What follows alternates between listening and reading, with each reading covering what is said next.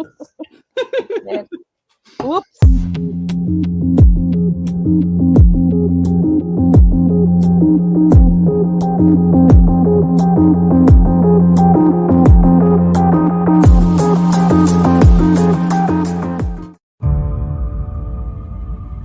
The afterlife. Does it exist?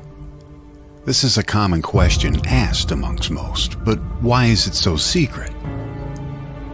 Welcome to Secrets Within, a show about all things paranormal straight from the investigator's mouth. No fluffy scripting here, just raw paranormal talk about ghosts, Bigfoot, black-eyed children, equipment, and more. Host Reeni Rodriguez is no stranger to the paranormal and has been fascinated for years. One of her longtime passions is being a medium and further developing her skills. She's also a certified Reiki master and paranormal investigator. Now, here is your host of Secrets Within, Reeni Rodriguez.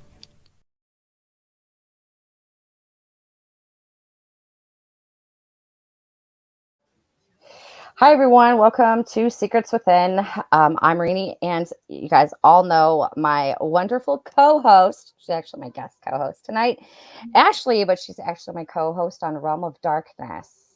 Yes. So tonight, we are going to be talking with Garrett and Ben from Cross Country Paranormal. So as soon as... Hey guys. Hey guys, how are you? Good. I am good. All right, so I'm gonna do. I have to do this because Ben, I just seen the equipment that you were just showing us, so now I'm gonna make you do it right off the bat. I am so sorry. What is it? The one you were just showing us before the show. Your Portal. There you go. Your portal. Thank you, We're Ashley. just talking about. You're welcome. I was like, wait, no, I'm gonna get it. Yeah, if you could just show us that real quick. I know because I thought it was interesting. Ashley thought it was interesting. If you could kind of just give us a rundown real quick. And if you can kind of explain how it works for people that might not know. Okay. So this is my handy dandy portal. I'm not a very good model for this stuff, so I will do my best to explain it.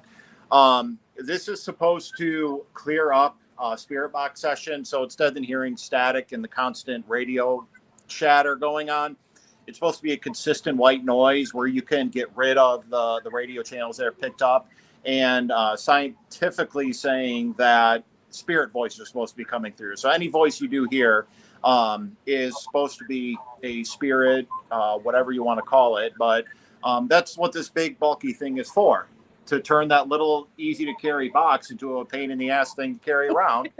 But it makes the evidence that much better for everyone. So, they are absolutely incredible. Have you ever used one before? I have used a smaller version of one. This is my first actual carry around one that weighs about 35 pounds. Yes. But I'm using it tomorrow. So I'm excited to try it out and see if we can potentially capture something with it. Oh, that's incredible. Yeah, you'll have to make sure you get footage because I know we had one that we used at Ohio State Reformatory, and the answers were clearer than I've ever had before, and they were absolutely incredible. So you're gonna love it. So this will be coming to Ohio State with us as well. So I was just like, yay. Try it in the basement. That's where we got all of our answers. All right, so I'm going to ask you some questions. How did you guys get into the paranormal? Garrett, I just talked all the whole time. It's not now. No, but I'm just gonna sit here and look nice and make you talk the whole time. Okay, so I'm sorry. What was the question? What got us in? What got me? Yeah. What? Wait. Yes. Let's just say you. What got you into the paranormal? Since Ben now has passed on the question to you. This one. He does that a lot. No. Yeah. So getting into the paranormal for me was kind of a long process. I started when I was a kid, and I feel like a lot of people have this for their first experience. They're home alone or whatever, and they're younger, and they hear their parents' voice or some voice that they're familiar with. That actually happened to me. I heard my mom's voice, ran around the house, and my mom was not home. The car wasn't there. Nothing. You know, I'm running around the house saying, Mom, what do you need? You know, what's up? And nobody was there. Now, I don't believe that my house is paranormal. Excuse me. I don't believe that my house is haunted per se, but that happened. So I don't know. But as I got older, I started, you know, right when the, you know, ghost hunters and everything, all of those started taking off. I just really delved into it. You know, I had always had this in the back of my head of like, there's something else out there. And I come from a faith perspective as well. So just kind of having that interest to explore and learn more about it. And then being like, hey, ghost hunters is this thing. People actually go out and like investigate these things. So that opened a whole new world to me, for me to, you know, really just delve in and know that I wasn't the only one that was curious about these things, you know? So that's kind of my start. Well, I guess let me ask you this, Garrett. And do you believe that you should not investigate your own homes? I think there's a slight danger there, and I've had people who have asked me, you know, they've said, you know, I don't know if my house is haunted, but I'd be interested in finding out. And I'm like, you know, honestly, you probably don't want to mess with that. If there's nothing there, you don't want to open any doors for something to be there. And you know, if you're there and there is something there, you don't necessarily want to hype it up, right? Right.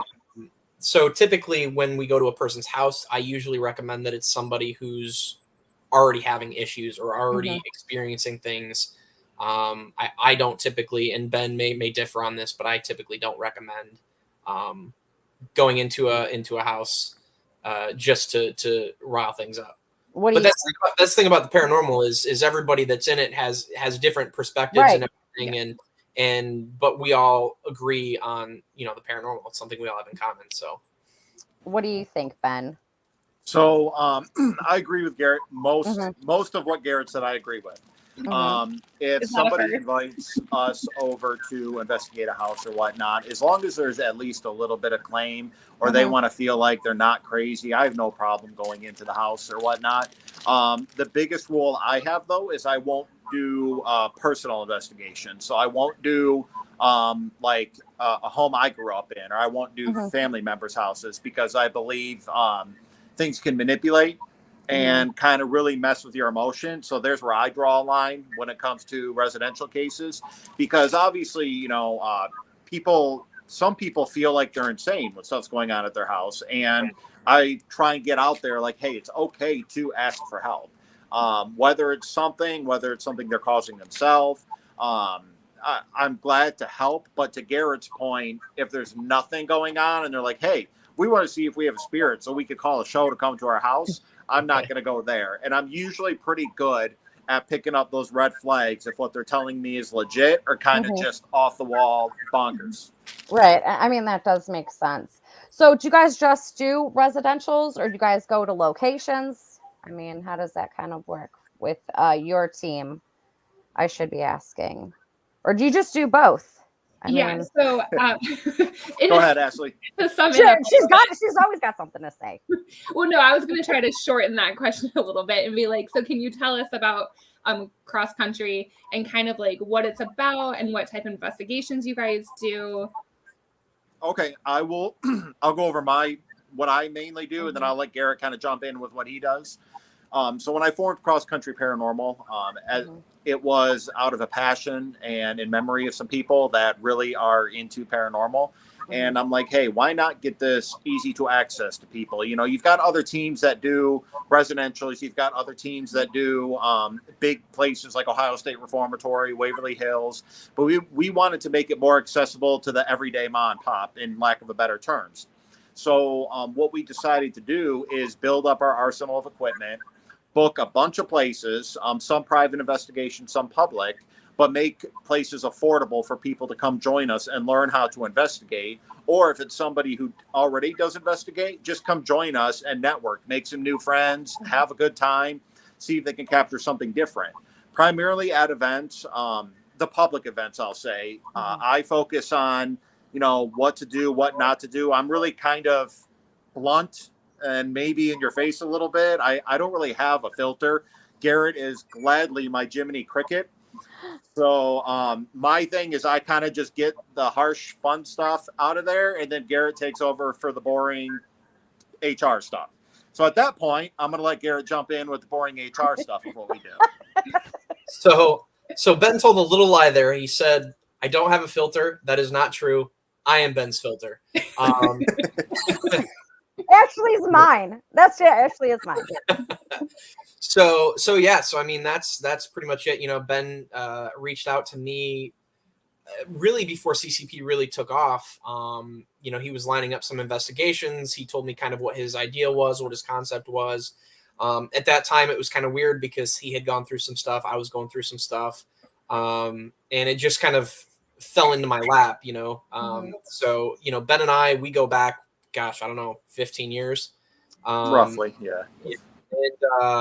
And we hadn't really talked in, I mean, we'd crossed paths a couple times, but hadn't really talked in, gosh, 10.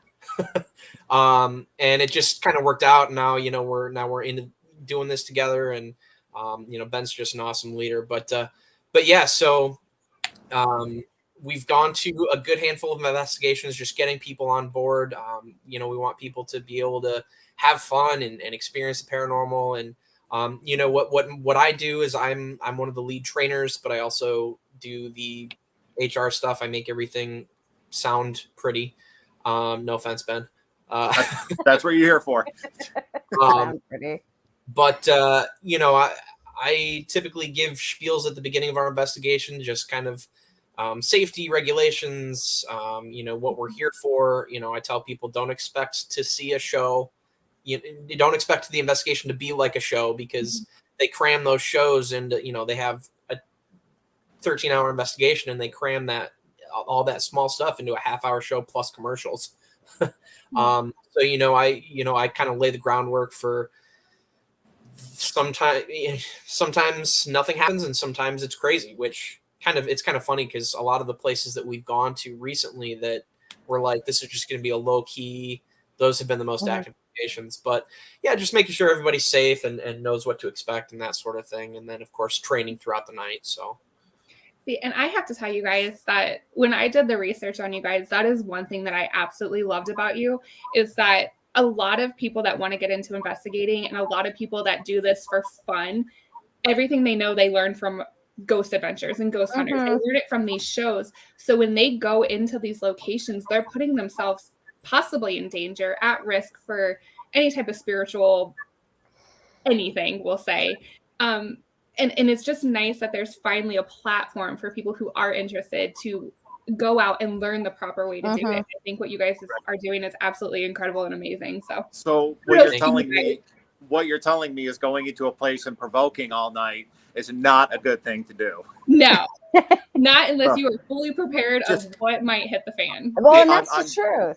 Just curious, that's all. Yeah. I mean, but there's like a lot of, you know, people that are out there that say, okay, everything that I know, I've learned from like a TV show. Well, what about going out in the field and learning? I mean, there's plenty of people that are very good investigators that you can learn from. Yes. Right. Well, and the problem is, I mean, there's so many shows that you walk into any location and it's instantly a demon. And that's not true. And I think people just want that scare factor, but for them to realize that these spirits were people, they were, you know, somebody's grandma, mom, dad, whatever. They're not, you know, demons crawling out of the gates of hell every time. So if I could jump onto that, I love that. Out of 14 years of investigating, I have come across maybe one demonic entity. I've come across some, excuse my language, dickhead spirits, but an actual malicious demonic maybe one time in 14 years. Yep, same. I love that you say that. Yeah, same. Maybe once, and probably not even that. Have I experienced anything like that? I mean, you run into your bullies and your, you know, and you know, it's funny because, you know, there's a number of places where we've been where there's been reports that something will say that it's a demon. But the funny thing about demons, if you know anything about demons, is they're not typically going to tell you what they are, right? They're going to come through as, you know, something innocent. So that's actually more alarming to me. And normally they don't tell you their names right off the bat, which I think a lot of people kind of, they just don't understand that, because there are shows out there that you're there for 5 minutes and there's 6 demons there. Oh yeah, I mean that's how they got their show. They could just find that out. Yeah, Just walked in. There's 6 demons. It's okay. they're Not a big deal. talented. Mhm. So with names, so there's actually, if both of you ever get a chance to come investigate with us, there is a particular spirit that comes around. His name is Mike. He is not a demon. He's just a very fun one to talk to through the spirit box and everything. So I'll leave it at that unless you guys have more questions. But you brought up names of spirits, not demonic, but he is very fun to talk to. He's popped up at, I think, every investigation that we've done as CCP, other than Old College Hill. Yep. That is interesting. I will say that is interesting. He has questions. I can see the wheels turning. That's okay. Hey, I told you, ask whatever. We're good. Okay, so how to technically, because Ashley kind of gave me a rundown of how your team works. So it's not just you guys kind of like branch out and add more people. Is that what I'm understanding? What is the process of that if somebody wanted to join, I guess, or do you have to be asked to join? And that's just a question. So it really depends on their experience. Like if it's someone who's been investigating for years and kind of has that hearsay to say, this is what I've done, this is how I do it. It's much easier to make that decision if we want them to be a part of the team, kind of just understanding their personality as well. Because the biggest thing is, even if you're a good investigator, but you're a weird person, we want you on board. Like, we're good with that. But if you're a good investigator and just not a fun person to be around, go do your own thing. We could care less. It's like you have to be weird. You just have to be weird. You have to be just a little bit weird to be a part of this. Or if you've never investigated, we kind of make it a rule of thumb of 3 investigations with myself or Garrett to kind of make sure, you're understanding the process. You're not going in provoking, Ouija boards, all that fun stuff. It's not difficult to become one of the team members, to head investigations and be a part of investigations. It's just one of 2 ways. You either have the experience and we like you, or you don't have the experience and we end up liking you. I mean, that... No, I mean, it's a great example. It is. I mean, but he did get me at, you have to be weird. I'm sorry. It's okay. I think it's funny to be in this field. You have to have like a little bit of some type of weirdness. Well, let's be honest. We all do. Every single one of us that is sitting here right now is weird in our own way. Hey. Oh, for sure. Yeah. I mean, somebody would come and say, oh my gosh, these people are nuts. But we're not. Hey, they call me weird at work for ghost hunting. And what did I do? I pulled out my Mortal Kombat wallet and I said, take that. So I'm good. People at work call me the ghost girl. And I'm like, hey, I've been called worse. So I got Ghostbuster. So I like that. Good. I'm good with it. I got my proton pack and my jumpsuit ready to go. I guess that could be a question. Is there like a uniform? You get to dress all weird on investigations? Yes, exactly. That is actually. You get to dress up like the Ghostbusters? You can. I mean, we're not going to say no. I might show up in spandex one day. Oh. We've got our gear. No, it's funny. We were actually talking about, it was one of the first fundraising ideas that we had when CCP took off, was we were going to do a Men of CCP calendar. And we were going to do something special for every month for everybody. Well, if you do that, let us know. Yeah, definitely. Promote it on all of our social medias. Oh yeah, I'm 100% down to do that. We had some fun costume ideas. They're in their Ghostbusters gear. I can't. You got a question? I know you do, Ashley. No, yeah, go ahead. Go ahead. One of you had a question. We always have questions. So do you guys have any events coming up? Because I know you said that you go to locations, you do residentials. Do you guys have any cool events that you guys can talk about, or past events that you guys have done? So Gary, you want to touch upon a few of our past ones, and then I'll go into the next 6 weeks that we have. Yeah, for sure. Yeah. So again, Ben's an amazing leader, because he put, like, when he started CCP, he just gung-ho. He was talking to people behind the scenes. He was making connections. He was putting investigations together. I mean, we've just because of the workload and everything that we've done, we've had to postpone a few things just so we can make time for everything, which is a bummer, but we'll get around to those and it'll be great. But yeah, I mean, some of the investigations that we have had have just been outstanding so far.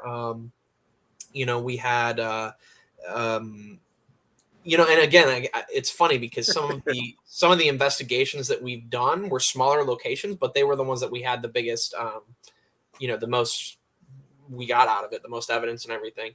But we did do Waverly Hills. We did, let's see here, Blackford in Ohio, Ohio. Blackford in Indiana. That one was in Indiana, yes. Yeah. Guys, I've lost track of the days, time of it's gone. Yes, we did. One of our favorite locations was Randolph County. That one was in Ohio. Right? That was Ohio, right? No, that was Indiana. Randolph? I'm losing my mind. Indiana. I was going to say Randolph is in Ohio too. No, well, there's the Randolph we did was in Indiana. I was Okay. like, He did. He's gonna like have to make a list. I'm like, I've been here. I've been here. I've been here. Yeah, I'm just not even going to say the state anymore. Ben can add the state in later. He's like, I don't know what state I was in, but I know I was there. Yep. I was in there at some point. But yeah, so that one was a lot of fun. Their basement there is intense. They've got a creeper, possibly 2 down there. I mean, we just had some crazy experiences. When we did Blackford in Indiana, You got it.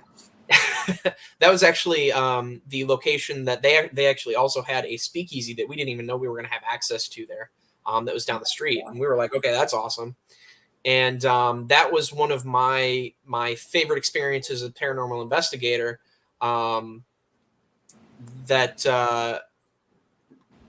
I heard my first disembodied voice, which I was sitting around a table with a couple other investigators, and we were doing an EVP session, and I was just kind of like, well, we're going to wrap it up here. We were just getting done. We're going to wrap it up here. If there's anything else you want to say, go ahead and say it. And I kid you not, probably a foot, 2 feet behind me, I heard a voice say, "It's fragile," right in my ear, to the point where I got up to like go turn the corner and be like, ask if one of our investigators was there, because I thought it wasn't. I thought it was somebody. So that one was really cool. Blackford. We just did Broadwell. There's a house there. That one is that was. I'm not going to say the state. I don't know. that was in Ohio. He doesn't even know. That was Ohio. I thought that was Ohio. Just don't Yes. ask him because he doesn't know. I was there 2 weeks ago. I don't remember what state I was in. But yeah, that one quiet as far as we haven't really done much evidence review on that one. But personal experiences, there was a good amount.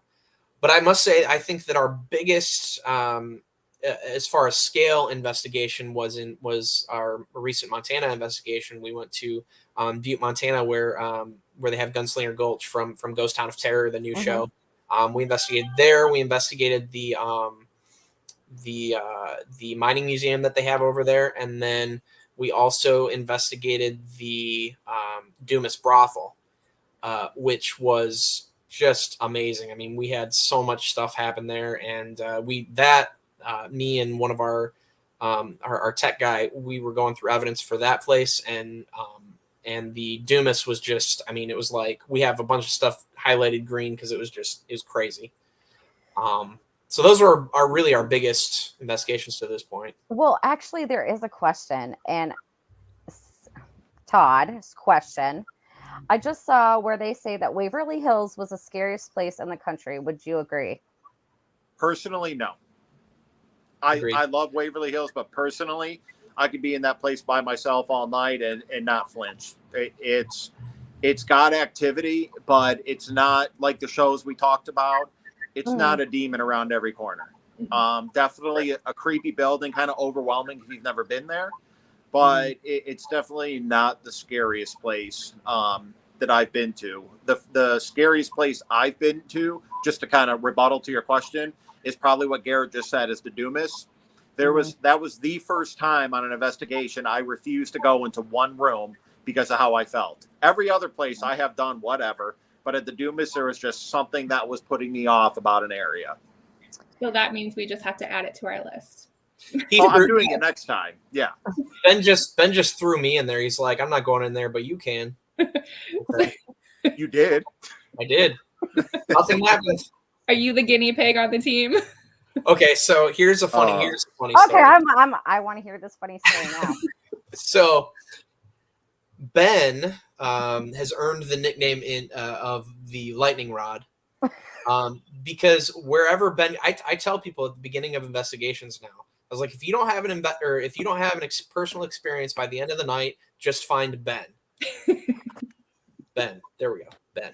Yeah, we'll have a personal experience with Ben around. So when Ben and I started investigating together for CCP, it started to quickly become this thing where if there wasn't something happening, this happened at Randolph in the basement. He was down there. I was down there with another investigator at the beginning of the night, and it was crazy. We had stuff happening. It was like we would look down one end of the hall because we heard a voice. We'd be staring down that end, and then we'd hear something on the other side, and it was like pong. I mean, it was like a ping pong ball. I went down there later with two other investigators. Ben wasn't there, and it was dead silent. I mean, like that deafening silent. And I get over the walkie-talkie. We have this on recording somewhere. I get over the walkie-talkie, and I said, "Hey, Ben, you want to come to the basement?" And he's like, "I guess. Why?" And I was like, "I don't know." And then later he asked me, he's like, "You brought me down here just to get stuff going again." And sure enough, as soon as he got down there, probably within a minute, we had the same thing happening. So yeah, Ben, he is a lightning rod for paranormal activity. That's a nice way of saying a guinea pig. So the Dumas was kind of payback for calling me into every other spot. I like it. Well, don't feel bad. Everybody says that like when they go on an investigation with me, I need a cowbell because I never stay with a group.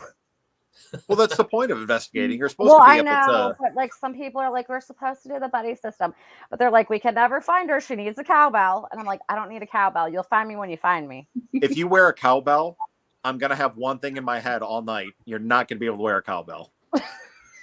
I'm just like, more cowbell. Yep, that's all I'm gonna think about. Every time I see it, I'm just gonna. I'm gonna bring a cowbell. Oh no! Prescription is more cowbell.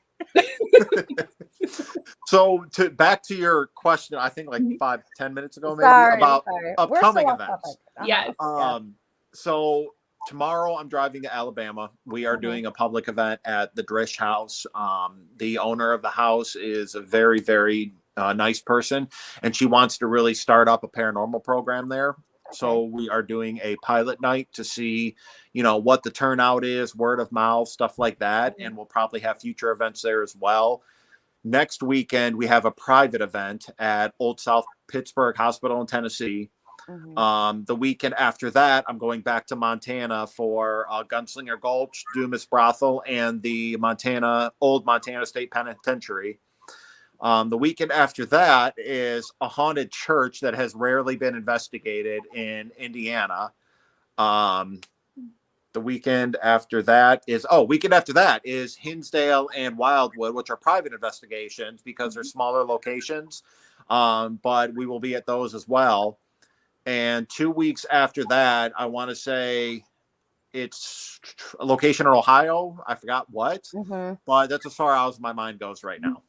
Have you been to Wildwood before? I have not been to Wildwood yet. Okay. Wildwood and Hinsdale are both incredible locations. Old South Pittsburgh, I have also investigated that. I am not one that scares easy, but I was physically chased down a hallway, across the corridor, downstairs into another floor. So definitely get ready for that one. I'm really excited for that because my buddy Mike that I brought up earlier will probably push back on that.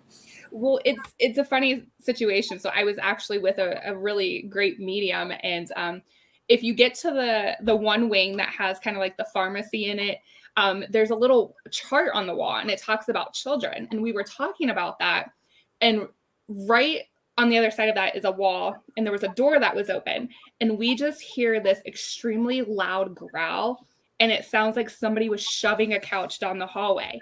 And I look and I'm like, well, that's cool. And she just looks at me, looks up at the ceiling and goes, run. And I was like, don't God tell me twice. And we ran down the hallway and we stopped and we're cracking up because we're both like, we've never ran from anything. And we literally hear coming behind us. And I was like, all right, I'm out again. And we just took off running, and it chased us all the way to another floor, and we ended up cracking up, and we went back, and on the other side of the door, there was no furniture. There was nothing. We have no idea what made the sound. That's so funny. So you had your very own dude run movement. Yeah. And, you know, in a normal situation, I don't think I would have ran, but the look on her face, and when she just told me to effing run, I was like, you see something I don't see, I'm going to run. So I almost ran at a house we did because I thought a doll moved. Right. I don't not like even gonna dolls at all. And Really? I am terrified of dolls. I can do Reeni. do demons, I can do malicious, I can do whatever. I cannot do dolls. Well, She's got one. Like that one. Oh, dude. Yeah, it actually looks a lot like the one that that made the sound, or I thought made the sound. yeah. Oh, So- I had to. I'm sorry. did it sound like it? That was it. Did it sound like it talked to you, or what kind of sound did it? So it had a cowbell, speaking of cowbells, around its neck, but it was like a miniature one. So we were in another room and we hear ping, ping, ping, ping. And I'm like, what's that? And I'm like, wait a minute. And we go into the front room and someone's like, it sounds like a xylophone. And weird enough, there was a kid's xylophone in the room. Mm-hmm. So I hit it and they're like, no, that's not it. Someone goes up to the doll, because I'm not touching the doll, and hits the bell around its neck. That's the sound I heard. And I'm like, no, nope. If that is what we heard, I'm done. I'm leaving. And we went back and forth for about 15 minutes. And then we found out it was a windy night outside, and the metal thing on a flag was hitting the flagpole outside the house. But I was so freaked out, my heart was beating out of my chest, because that was my thing all night. If one of the dolls moved, I was done. And luckily they did not, but almost happened. I can't tell you how tempted I've been in the past to just move a doll while Ben wasn't looking. So have you researched Wildwood? No, I'm kind of excited to hear what you're going to tell me now. Oh. There is an entire room with probably 60 plus dolls in it. They call it the doll room. I love that room because I love dolls. I love haunted dolls. So I love that room. Well, and then Hinsdale also has a couple dolls, and one of them have been known. She holds a candle, and she's been known to. Melbourne Manor in Iowa, they have some haunted dolls he's got to keep in a case. And all places we're going. This is lovely. I mean, pretty much all the places we've gone have had dolls anyways. Yeah, and I don't know why. Why do people have a damn doll in a place that has nothing to do with dolls? You know, I think because a lot of people are creeped out. I myself am also creeped out by dolls. I've been to Wildwood a million times, and I will not go in the doll room. If it's daylight, I will, but during the night, I just don't like it. Oh, no. I'm like, I got to go there. I got to go in there. We went to the mining museum. The mining museum had a doll area. A mining museum. I walk in, and I'm like, this is great. This is exactly what I wanted to see. And I walked in and left. So, speaking of doll rooms, have either of you been to Randolph in Indiana, not Ohio? No. So they have a doll room too, because it's dedicated to one of the residents that collected dolls. The one thing that helped me go into that room is they have a stripper doll. It's Barbie. So there is a like electrical conduit going down to the light switch, and somebody put a Barbie in a bikini wrapped around it and put a dollar bill in her bikini. So because of that one Barbie doll, it canceled out every other doll in that room. I love that, actually. That's pretty funny. So it is. I was good with that. But when I walk into a room and it's a bunch of black eyes staring at me, like those old porcelain, I'm good. I don't want to go in there. Well, there is one at Wildwood that rides a horse plays Mhm. music, and lights up. Yeah. Like, does Very- she like move through the house, ride the horse, or No, it just rocks back and Yeah. forth. that's? I mean, I'm sure if Garrett's there, we could Jimmy rig it and make it go throughout the house. Oh, Guys I are mean, you mean. you Just can go in so- there. April Fool's Day is my favorite holiday. Ben Here you Ben hasn't been around me on April Fool's Day yet, but Yeah, you tried to get me at the mining museum though. yeah, I did. So I get in the zone investigating, Mhm. and I'm kind of like tunnel vision when I'm on Right. a mission for something. Garrett decided to take one of the dolls out of the case and put it in the hallway where you walk in. And because of my tunnel vision, I missed it. I walked into the room, and I have about 15 people just staring at me.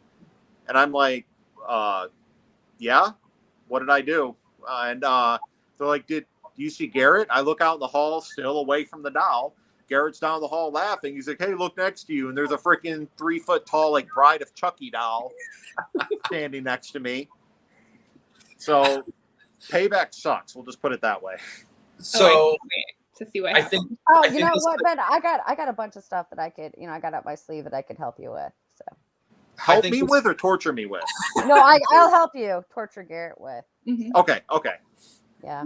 this is probably a good point in the segment to say how important it is to also have fun when you're investigating Yes. and not be so serious about it that you're miserable. Yeah, and you really have to be able to trust the people you work with, because Oh, you never yeah. really know what situation you're walking into, especially in these locations that have so much history to them and have had so many different energies in and out. You really do have to trust the team that you're with, and building those bonds just makes that experience that much more. So when your team goes in, do you guys have a certain way to protect yourself? So you guys just like, Garrett, I'm just gonna go in. So it depends on everyone's beliefs. Mhm. So since there's so many different beliefs and points of view out there, we want to welcome everyone. Right. What I tell people is those that come from like a religious background and want to do like a prayer before the investigation, please see Garrett. That's really what he understands and knows, and that's what he does. Myself, I'm kind of very just bullheaded, and I'm like, I'll be fine. I'm good. And I look at it as I'm more stubborn than anything I can encounter. So I'm like, I'm just going to do a battle of wits. It might not be the best thing, but it works for me. So I don't recommend it for everyone else. Well, Now, as do you- long as it works for you, that's all that matters at the end of the day. And nobody should say, well, you're doing it wrong. Because there Right. really is no wrong way to do No. something. I believe in the paranormal field. I believe everybody does things so differently, but we all have one common goal. Mhm. Right. Have fun, document Mhm. evidence, and see what we can find. Exactly. So what is one of your guys' craziest experiences, or something that you would say like tops the list of we'll never forget that happened to you? Garrett, have fun. You go first. He's like, Garrett, it's all on you. Poor So I Garrett. already gave you one. That was the disembodied voice that I heard. But I think Ben probably knows exactly the one I'm going to say. Oh no. Maybe he Is doesn't. it? He does Is it at the does it Dumas. involve dancing? Oh no. You were Wait. dancing. Oh, okay. That's a totally different story. I got no, all but kinds. no one. Okay. Oh, we want to know that It's a story good too. story, yeah. Interesting. You Okay, do so- want to know that story. All right, so I'll tell that one, and then Ben, you can tell the Dumas story. Okay. Fair. Okay. Tell the Alright. dancing story. So, so in addition to a CCP, the main CCP, we do Mhm. also have a few regional just divisions that are not so much for training, just more for so that anybody that's more local that can't make it to the distant, Mhm. distant investigations can make it to more local. So I'm in Michigan, so I kind of run a Great Lakes region, Ohio, Indiana, Michigan, a little bit of Illinois, just some of those outlying areas, which doesn't really matter because I don't remember state names anyways. But and then we have a southeast region as well that does a little lower Florida and up to about where Ben's at, South Carolina, those areas. So I took a team. We went to the Bell Mansion that was in Ohio. Now That's he knows Indiana. it was in Ohio. Now it's Indiana. Oh my gosh, it was Indiana. You're right. Ha I ha. wasn't even there. I know. Yeah, states is not my strong suit. So, but yes, we went to the Bell Mansion in Fort Wayne, Indiana. Fort Wayne, Ohio. There is a There's a- Fort Wayne, Ohio, so Is there really? yes. Is there? No, there's Yes. not. Yes, there is. Ashley, is there a Fort Wayne, Ohio? You live in Ohio. I don't think so. Okay, somebody's got to do the research on I'm this. gonna do it right now. I don't think All right, If there's Garrett, not, go I'm ahead. just Well, gonna- we're gonna. if there's not, I'm just gonna shut up. I'm just gonna shut up. I'm gonna Google it right It's now. Indiana. Well, yeah. Is there not? I googled it. It does not. I put in Fort Wayne, Ohio. It gave me Indiana. Oh, well, okay. I'll just shut up about it. I know there's a Fort Wayne, Michigan, but it's not a city. Okay. Anyways, zone back in. We're doing a podcast, Garrett. Okay. Here we go. We're trying to figure out where everybody is at. Like, I don't know. So I took a team to Bell Mansion in Fort Wayne, Indiana, Mhm. and we had a really good investigation. That place is extremely active. It's a fairly new. They've fairly recently opened it up for teams to investigate there. But the people there are great. And it really is an active location. I mean, we had some weird stuff. We heard women weeping all night. I mean, just some crazy stuff. Because Ben wasn't there, all the anger was at me. So I got told to like F off a couple times. And, but at the very end of the night, our whole team was upstairs. They have a poker room there. And we had three of our investigators in an empty chair playing poker. And during this time, I was just kind of wandering out in the hall with one of our other investigators.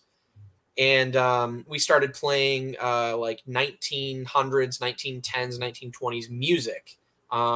It was like slow dance kind of music, right? Mm-hmm. Well, one of the people we were with was a medium, and she was like, I think somebody wants to dance with you. So I was like, okay. And I did the whole thing. I asked for the dance. And then I danced with a ghost.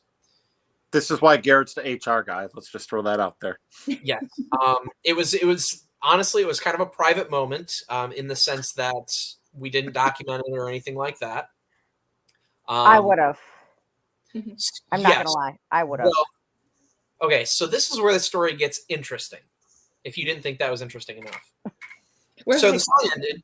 No, there's more. The song ended. I finished the dance. I thanked her for the dance. And I walked back into the poker room. And the minute I walked into the poker room, the second I walked into the poker room, I got cold cocked by a spirit. Because I almost blacked out. I got lightheaded, and just like if you ask some of the people that were there, I walked in, leaned against the wall, and just like fell to the ground. Well, come to find out, they were actually doing a spirit box session in there at the time. And it turns out that we were listening to a conversation of a guy and a girl going back and forth. This was the girl that I had danced with. It was her husband, and she was pregnant. So Not by Garrett. Let's make that clear. By the guy. Yeah. Not by Garrett. That's a whole nother show. Yeah. That's a reality. That's on like WeTV or something. It's a reality show. It's a Netflix special. But yeah, so we proceeded to listen to this conversation about how she started saying things about his manhood, saying it was green and small and broken, and he was saying things like, why are you so mad at me? Don't you know that I love you? And like all this kinds of stuff. And yeah, it was a very, very interesting experience. Wow. Welcome to Cross Country Paranormal. Well, it's what we do, people. It's what we do. Oh my gosh. That kind of leaves me speechless. I know. I don't even have anything to say to that. I mean, honestly. I've had some really cool experiences, but nothing like that. Actually. No. Nothing. I like didn't that. believe him at first. I love Garrett. Don't get me wrong. But when he told me this, I thought he was joking at first because that's what we do. Mhm. And when he said he's not, it took me a little bit to comprehend everything as well. He's like, He "It's a made made up story." verification from some of the other people that were there who were like, yeah, that actually happened. Yeah. Wow. So with experiences, and the Dumas is the other one Garrett was going to talk about. I'd probably agree with one of the most crazy things that happened. So near the end of the night of the Dumas, those who don't know that might be watching this an hour later, the Dumas was a brothel in Butte, Montana. So near the end of the night, I mean, we had stuff happening all night, which we'll have that video put together and uploaded probably in the next couple weeks. But the biggest thing was at the end of the night, I'm downstairs, Garrett's outside, and I yell up, I had a dollar bill sitting upstairs. Mhm. And I said, hey, you have to earn that dollar. Can you do something? Make a sound? And that moment before Garrett walked in, I heard a woman scream from upstairs, downstairs, to the point I stepped back a few feet because it caught me off guard. And then when Garrett came in, he saw the look on my face, and the guy who's investigating with us kind of just staring at each other like, what just happened? He's like, what'd I miss? So we go into the gear room, which is right next to the hallway, and I do the same thing. I'm like, all right, we're wrapping up. Is there anything else you want to do? And you can keep that dollar here. At that moment, one of those, I got to turn up the camera. So one of those duct things right there was in the wall behind us. It got ripped out of the wall 3 feet behind us and dropped to the floor. And when we turned around, I'm like, that didn't happen. And the investigator who was with us jumped so far, he was back in the hallway. And Ben and I were looking around like just laughing because what else do you do? Yeah, and we're like, did it fall? Was it falling? So I picked it up and I put it back into the wall and back onto the heating unit. And Garrett went up and like tapped it, hit it, everything. And that thing was not budging. So it took some force to pull that thing out of the wall. So that was one of the most exciting things in my eyes that happened. And we got the compliment from the investigator who's never investigated with us before that he has not had that much activity at Dumas. And he is the regular tour guide there in over a year. Hence why I'm going back to Montana. Now, the question is, did you leave the dollar? I did leave the dollar. Okay, good. Yeah, because I thought if I brought that dollar, something was coming with me. So that stayed there. Wow. All right. So I know we only have just a little bit of time left because I know that you guys have to get on the road early tomorrow morning. So how could someone contact you or maybe get some tickets for your events that you guys are hosting or whatnot? Garrett, you want to? He's HR, I forgot. And social media that people can find you on. So if anybody listening wants to check out any of our stuff, the tickets that are coming up, those are going to be through Eventbrite, eventbrite.com, and then I believe they're just in their Cross Country Paranormal. You can also see a lot of the upcoming investigations, in fact, maybe all of them on Facebook, but you can't get tickets there. They'll just link you to Eventbrite. But we do also have a very active Facebook page. We have a YouTube channel. Cross Country Paranormal TV that we are working on constantly to get good stuff up there. We try to get something up every week. And we'd love to have anybody that comes. And another thing too, I would definitely get some tickets to hang out with they you. They can always reach out to Garrett or myself as well. I mean, we try and talk to anyone who wants to message us. We're not those people that, even though our hands are full with building CCP, that won't talk to anyone. I've made it very clear on the page that I'm an open book, that anyone is welcome to say something. I will say, just from the page, and I'm sure Ashley's seen some of it, I don't do drama and negativity. No. So the moment I see that, they're off the page and I won't talk to them. No, and I have to agree. There should never be any drama in this paranormal field regardless, but there is so much of it. And so if you guys just stay out of it and mind your business, you're okay. Yeah, that's pretty much how we look at it. But if you're not able to find any of those channels or difficulty finding where to get tickets or want to know if we're going to a location that you're interested in, just reach out to Garrett or myself, or any of the potential lead team members we have that might be a part of the team. There might be one new. I already know. But go ahead. I wonder who that would be. I'm wondering too. I think it's Ashley. I think it's Ashley. I think it's Ashley too. Yes, I'm excited for anybody listening to know that I have been talking to Ben and Garrett for a while, and I'm joining, so I'm excited. I can't wait for the first investigation. I get to meet everybody officially, not through kind of like a Zoom thing, but yeah, I'm super excited. And So I would Ashley, say the community so far and the people that I've talked to are so welcoming and so incredible. That's, I don't want to say it's hard to find in the field, but you know, everybody looks at it as like a competition. Yeah. But being like just accepted so quickly with everyone that's already involved has just, it's a great group of people. So Well, and you know, that's the environment we try to create, you know, Mhm. hands on, you know, we want everybody to have that experience. We don't just want to throw people into a building and say, hey, go have fun. Hands on, and it's all about just being nice. If you're not causing drama, then we want to talk with you, you know, we're interested. and Well, if you do want to wander off, just bring a cowbell. okay, you guys are not going to let me live that one down ever, ever. And Ashley knows this. I do. They always tell me I need a cowbell. Well, I'm sorry. I just like to randomly wander off. That's okay. I should probably tell somebody where I'm going, but sometimes I'm like, I can't find anybody. I'm out. well, Just let me know when you're coming. We'll have a cowbell. and you know, sometimes you just like caught up in the moment and you find yourself wandering and you're like, oh, I should have told somebody I'm in the basement by myself. You know, Oops. it happens. I mean, don't call me. You'll find me eventually. Eventually, yeah. I normally have a walkie-talkie on my hip. I mean, I can't promise it'll be on, but Yeah, we hit ours way too much. We carry walkie-talkies as well, and it's got that alert button on the front. yes, And it will be like the most intense moment, and somebody hits that damn alert button. and it scares the hell out of you. Yeah, pretty Yes. much. I think I'd be scared of that more than the normal.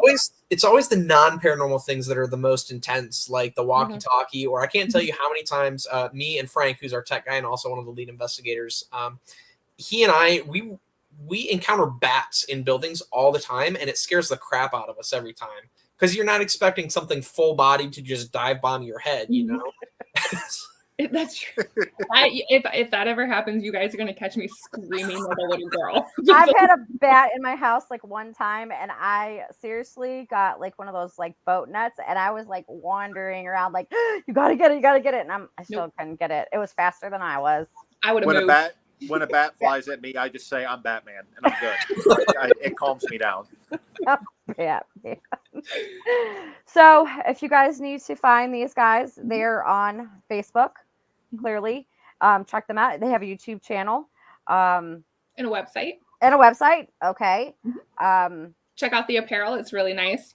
I didn't know that, so that's a good thing. I always like to buy stuff that they have a lot of really cool options.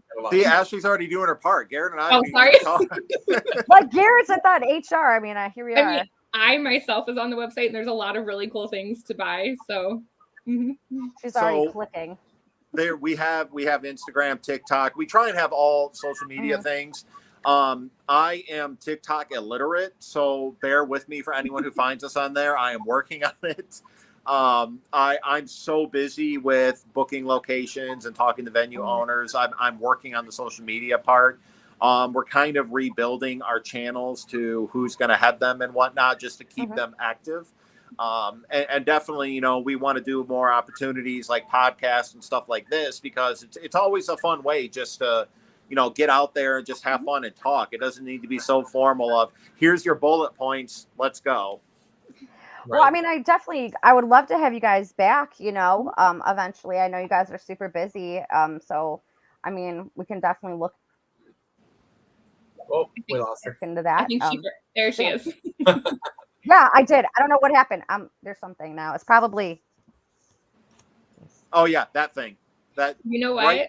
No question, that's what it is. I am gonna bring her on an investigation. She's bringing the doll. I am. I told her. Yes, I am. I'm bringing it. You know what? That's it. I'm buying a ticket. I'm gonna get kicked out before I start. No, that doll's not coming. It's coming.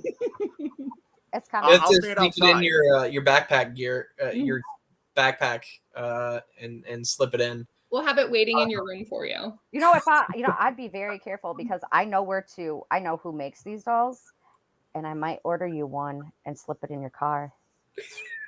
So if a doll ever shows up in my car, I'm setting the car on fire. And if a doll ever, I thought of buying a haunted location one day, just, owning a haunted location. And then I'm like, it'd be cool to kind of put some haunted objects in there. But if I ever ordered a doll, I would never take it out of the box because I couldn't open the box. The UPS guy I would have to pay him extra money to unpack the doll and put it on a shelf for me, or else I would just kick it across the floor. No, it's all right. I'll do it for you. I'll unpack them for you. Ugh. I have so many of them, it doesn't even matter. But You got one too? I gave it to her. God. I gave it to her. Hey, Ben, this is the thing, man. This is the thing. It's the Are these dolls actually like haunted dolls? Mm-hmm. This one technically is not a haunted doll. It's just a prop. A lady makes these. She makes them differently. They're one of a kind dolls. Mm-hmm. I really liked this one, so I got it. But I do actually own a bunch of haunted dolls. Ashley knows this. She has roughly 60? Maybe more. Mm-hmm. What? Why? Ben this does not compute in Ben's brain. Doesn't understand. It's actually, they're really cool. Okay, I know. We're probably going to go a little bit. We lost her. Froze again. Over an hour, but I'm going to tell you why. No, you're good. He's intrigued now. We got him. Okay, so here's the thing. I find it interesting that spirits would want to be in a doll. Okay, so let's take for an example. We could go to eBay, okay, and they could say, "Oh, well, I have this haunted doll, and I've been down that road, and I'm like, I'm gonna see for myself." Okay, 9 times out of 10, you can go to eBay, and they're not haunted. Okay, so there's a couple people that I do know, and she has a couple websites and stuff like that. She actually goes to haunted locations, and if sometimes she picks up dolls that are already there because they're like abandoned places or whatnot. Or let's be honest, some witches conjure up stuff and next thing you know, they're in a doll. And I find that interesting. And I find it interesting that they would sit in there and then want to communicate with you. How is it that they want to stay in your house with you compared to I want to move on? Because eventually some of them do want to move on. They like have unfinished business, and it's my job to make sure that some of these dolls don't fall into the wrong hands either, because a lot of people are like, oh, I got a succubus. I just noticed a guy online. He was like, I'm looking for a succubus because I want to have a sexual encounter. Whoa, we are seriously barking up the wrong tree here. You know what I mean? Like this is not sinking in. But the same thing with Ouija boards. Reeni and I had a recent, we'll just say we had a recent case that we had to go to where these people would go to investigations or go to these like public things, and they would take items from the locations and bring them home. And then they would play with Ouija boards, and they would call it very bad things, and they would try to get it all riled up by saying, oh, you're a dick, you're this, you're that, and calling it things that like I don't think I would call somebody in person. And then call us for help when they didn't know what to do. So people like Reeni thankfully take these items and give them like safe homes. But yeah, we've come across people that they think it's a joke and they just take these items and they try to do bad.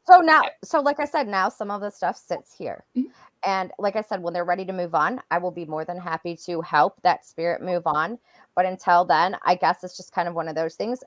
Spirits, especially like with your haunted dolls and stuff like that, haunted pictures, they do tend to fall in the wrong hands, because I feel like it's like trading cattle. If you really go to like a website, this doll is worth $5,000. Well, what does that doll do? What makes it worth $5,000? It rides a rocking horse. Well, and what's funny is, so since Reeni and I have been working together, we've known each other for a while, and we've become really close. Her dolls will act up, and I'll know, and I'll text her and be like, okay, one of your dolls needs your attention. You need to go figure out which one. And she's like, why? And I'll be like, and I'll describe the doll. I'm like, this is the one you're looking for. And she's like, holy crap, you're right. You didn't tell me any of this before we brought you on the team. That's Well, I'll be so sitting here nice. working, and I'll get like a floral scent, and I'll be like, I don't know, color blue, really perfumey, almost like potpourri. And she's like, I know exactly who you're talking about. I'm like, yeah, blonde hair, blah, blah, blah. And she's like, yep, that's exactly the one. Because it does. It becomes, when you have so many dolls like that, you're like, okay, you got, and I know a lot of people will say, well, you have children. Why would you have these dolls like with these spirits in your home? Because you also lay boundaries. I don't say, hey, let's have a free for all. I have children that they can't mess with, and boundaries have to be set as well. So there is some times when they just don't want to communicate. And when I go on investigations, I always have one that wants to tag along, and I'm like, nope, you're staying here. You're done. You're staying here. Okay. I know I'm a weird person. No, it's not. It's not you being a weird person. Weird. It's dolls. So in my opinion, there are 4 constant evils on every horror movie, every show, every folklore, anything you want to dig up. There are 4 things that are always evil: dolls, Ouija boards, snakes, and little kids.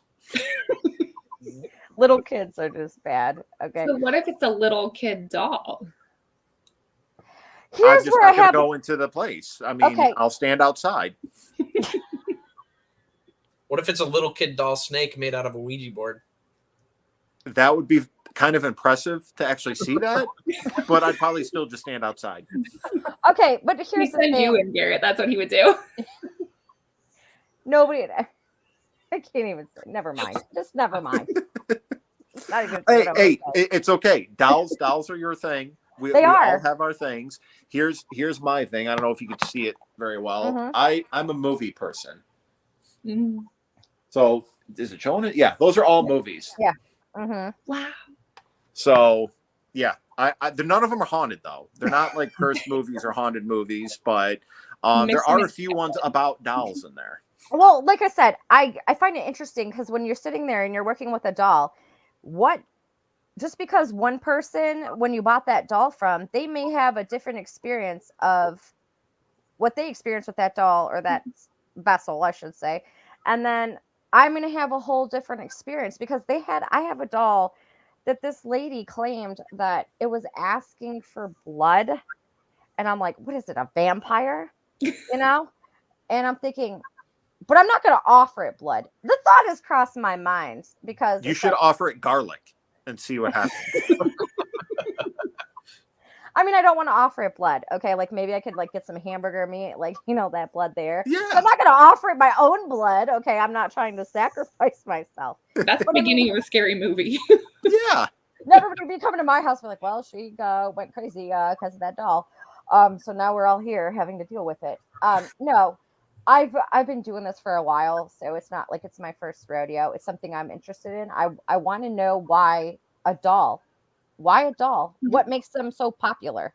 And I'll agree with you on that. It's because I thought a spirit to attach to something, someone, good spirit, bad spirit needs some sort of permission. You can't get permission from a doll. Like it's just a doll. It's kind of like a kid's TV show. Do they come to life when you're not around, or Toy Story? But you're right. I don't know why dolls are so popular. The only theory I have is way back in the day, which you probably know because you like dolls, they used to use human hair on dolls. So if it was a past loved one, they would take some of their hair and make a doll out of them, especially like a parent losing a child. Right. In memory of that person. So I could see the concept, the idea of a spirit getting connected to a doll through something like that. But I can't imagine, and I'm not saying this is a false case, but I can't imagine going to buy a Raggedy Ann doll and bringing it home and it being one of the most demonic dolls in existence. See, and that's the thing. I love just to collect the Raggedy Ann, dolls. Of course you do. Yeah. Okay, I do. Not haunted ones, because how rare? I mean, come on, let's be honest. Nobody's going to have an Annabelle or, whatever, or the Shadow Doll or whatever. Nobody's going to have that. Let's just be real here. If I was going to get a demonic doll, I would never do it in the first place. The thought has crossed my mind. Well, where the heck am I going to find it? Have you met Robert the doll in Key West? No, it's on my bucket list, but I have one of those little ones that I have that's supposedly haunted, but I don't know. So that is one I believe, because I did go there. I Mm-hmm. wouldn't look at him. I didn't Mm-hmm. say anything. I walked right through the room, and I had the second worst month of my life after being around him. And that's what it says he does. Mhm. Mm-hmm. Is, if you do something wrong, and I thought me not saying anything was me doing something right, but apparently not. But it really threw me off with everything that happened after Because meeting him. you're supposed to ask for a picture, if you want a picture with him. And my dumbass would probably forget and be like, "It's okay, let's take a selfie." You know what I mean? But I didn't even Okay. talk to him. Like, I didn't ask him anything. You should just said like, "Good morning." Yeah, I kind of like just do your thing. That reminds me of what's the picture of the crying boy that is known to start fires? Oh yeah, Um, that thing's creepy. Okay, so for me, it's pictures. For me, it's pictures, particularly old portraits. I don't know why. Mhm. Because you've seen some investigations that we've done of when somebody dies, they would get their portrait painted after they died. After so the they portrait's died. them dead. Or like they prop their eyes open and pose them for a picture. Totally And normal. back when they used to do like hand paintings and things like that, in my brain I sit there and wonder, like, how long did they have that person propped up, and didn't it stink? Like, I try to think of like the logical aspect of it. I'm just wondering. I'm just like, if being that like artist and be like, oh God, this is awful. But I just painting like, stay there for a minute. Yeah. Because I know there's people who get creeped out just by going to wakes and funerals and things like that. And then having this person who's dead propped up with their eye. Maybe that's my creepy thing. I don't like that. It's okay. You don't have a creepy thing. I have pictures like that too that are supposedly haunted. So just remember, if I'm on an investigation with you, it's going in your car. Actually, the only it's not haunted, but the only thing that potentially I have that could potentially be haunted is I have to try in some investigations 2 hand-sized black mirrors. Oh. So do you like to scry? That's just what I was going to ask him. I have never scried, and I don't recommend it because I recommend it for people who know how to do it. But I have the belief of if you open a door, you need to know how to close it. Yeah. I got them just for the fact of the rumor of just looking at them, you could capture spirits. I'm not going to try and conjure anything. I'm not going to try and be like, hey, show yourself. I'm literally going to just stand there for a little bit holding it and be like, if something appears, great. If not, cool. If a doll appears behind me, it's getting shattered and I'm done. I'm not investigating anymore. He's like, I'll take the 7 years of bad luck. Forget the doll. Yeah. I'm not even. Yeah. You guys need to come to like Joliet Prison or something. We'd have a good time. So I have looked into that. That might be coming up next year. There are a few locations up around there that I'm actually looking into for 2023. I just can't say them yet. So I'm in Illinois, so that'll be fun. I'll find some stuff. Why don't you come to some of the Indiana / like Ohio Fort Wayne ones? Yeah, whatever state that is. It's like on the border-ish. Yeah. Somewhere like there. Yeah, I could do that too. I mean, there's a train that runs here. We already know that. I know that. I guess I could do that. So we have a live stream if you two are available. I know it's going to be difficult with timing, but it's on Devil's Night at Whispers Estate in Indiana. Have you guys heard of it? No. So far, just Garrett and I have talked about going together, but it is. It was a former Underground Railroad house. A team member of ours is actually there tonight, just with some of his friends, seeing how it goes. And back in the day, when a bunch of slaves were stored in the basement to be hidden, the house caught fire, and everybody in the basement died. Oh. And there is a lot of reported activity at that location. I know someone who went the night before tonight's last night, and she said she will never go back because of the stuff that happened there. And I want to go now. That's my kind of place. You know, brain was like, well, book it on Devil's Night. What's the worst that could happen? Sure. See, that's where paranormal people look at paranormal investigators like you're crazy, because when most people are running from the things that go bump in the night, we're running towards it. Yes, True. I was having that conversation with my dad tonight. I said that, you know, I kind of want to stay in Hinsdale by myself and just see what happens, because I'm going to be outnumbered. And he's like, "You're freaking crazy." And I'm like, "Well, I'd do it. Not a doll, but I would do the thing at Hinsdale." We're trying to get Ben to book the doll hotel. Where is that in? There's like a doll. No. Is that Jamaica or something? No, are you thinking the Clown Motel? No. There's like a doll one. I didn't know there was a doll one. I don't know about that, but if he's talking about the Clown Hotel, I'm down, man. Well, the Clown one has a bunch of dolls in it. I know, but still, I'm so down. Yeah, I actually talked to that owner, so that's one I could book, easily book.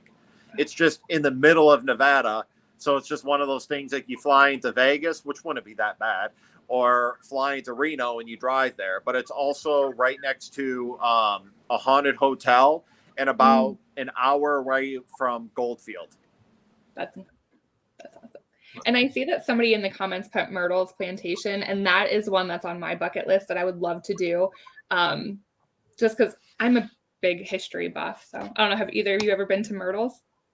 No, but I can give you guys this. If we can gauge enough interest through Cross Country, through your podcast, through everything, the hard part about Myrtle's is you have to book the entire building, the hotel rooms and everything. Which I get it. They have a business to run. Yeah. Myrtle's, Lizzie Borden, there's a few other locations that you have to book the whole location. So that's something I would love to set up. I would just need the commitment before setting it up. I think honestly, because that, like you just said, it is a hard location to get. I think if you put that out there, you would probably get a huge response for people wanting to. I would definitely go. That is on my bucket list. And Lizzie Borden is another one. I'm a believer that Lizzie didn't do it, but that's just me. But yeah, Lizzie Borden is another one I would love to. So that we have a lot potentially coming up in 2023. I'll just say that. Well, like I said, if you guys are in Illinois, I'll keep track. Well, you're going to come to Indiana too. I'll come and hang out. I'm going to kidnap you, and you're going to go. We're getting a storm. We're getting a storm, of course. Illinois. Aren't Illinois and Indiana the same state, anyways? No. Okay. Oh my gosh. You're gonna get her started. No. You mean Illinois, right? Illinois. Oh no. I'm not even gonna go there. Yeah, I wouldn't either. I did. Yeah, well, you're you. Yeah. I just got handed a bottle by a 5-year-old. All right. So it was great talking with you guys. I hope we can definitely do this again.